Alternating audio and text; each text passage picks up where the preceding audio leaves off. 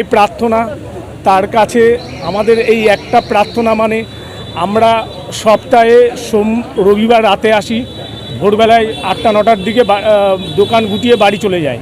শুধু আমাদের ফ্যামিলি নয়, এর সঙ্গে আমাদের কারিগরেরা আছে।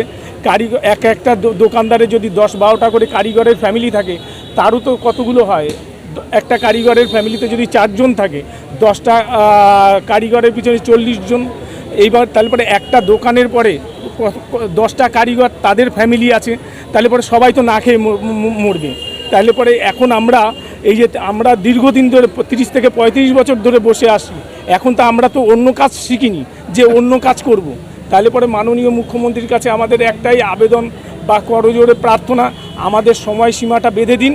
আমরা দরকারের পরে রবিবারের রাতের থেকে ভোর 6টা পর্যন্ত দোকানদারি করতে দেওয়া হোক, তারপরে আমরা দোকানদারি করে আমরা বাড়ি চলে যাব। লাথি মারবে, আমাদের পেটেই যে সরাসরি লাথি পড়বে সেটা তো আমরা বুঝতে পারিনি। আজ 2011 সালে যখন মে মাসে আপনার তদানীন্তন তৃণমূল কংগ্রেস সরকার যখন এসেছিলেন, মে মাসে এসেছিল, 18ই অক্টোবর মঙ্গলবার আমাদের বিনা নোটিশে হাওড়া বঙ্কিম সেতুর উপর থেকে তুলে দেওয়া হয়।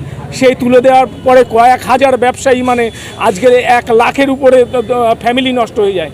বিশেষ করে আমার কারখানা ছিল, 15-16 জন কারিগর কাজ করতো। ব্যাংকের থেকে লোন করে এনে ব্যবসা করছি, সেই ব্যাংকের থেকে কারখানাটাই উঠে গেছে। আমরা ভেবেছিলাম এই সরকার ভালো হবে। 2011 সালে চোট পেলাম, একটা মানে ঠ্যাং খোঁড়া হয়ে গেল, কারখানাটা উঠে গেল। এখন কোনো রকমভাবে নিজেরা সেলাই করছি, কারিগর দিয়ে সেলাই করছি। এবার হলে পরে আমরা কোথায় যাব?